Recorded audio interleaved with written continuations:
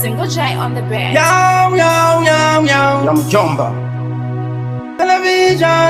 Television, G Samuel. Television, single. Chachal from J. Television. Infaini, wanakatanga waini shora. Because no vakutanga kuona ora. Pachiti ngoma sasa uro na itora. Kushamizika ngoma ndakurova. Vari kusama kuda kutevedzera asi havazive wavanotevedzera. Inini ndakaimba ndisandabvazera iko zvino vakuda kuti ndikomerwa. Asi Mwari apindira hapana kuti zvichandirambira. Pamainzi futi nchivarovera vanoda inzara ndakarima. Handingaite nzara nyini mumunda mune zvinhu ndakarima. Kurima kuye votumira rima vanoda nditodzinga nzara ndakarima.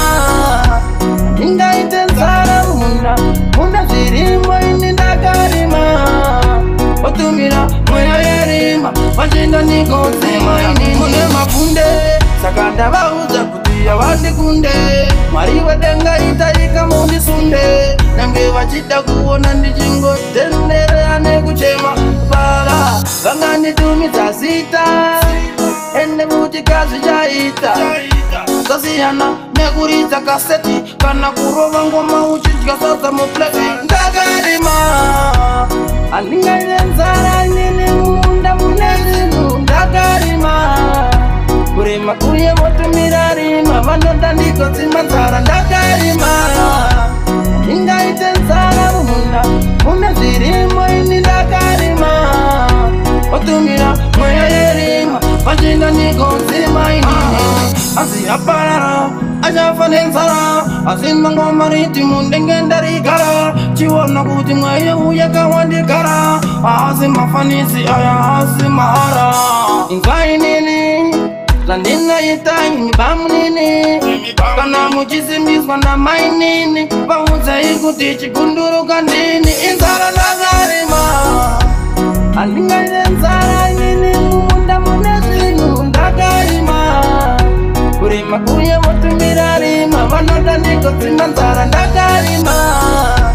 Ingaite nzara mumunda mune zvirimo ini ndakarima. Votumira mweya yerima vachienda ndikodzima inini. Vari kuzama kuda kutevedzera asi havazive wavanotevedzera.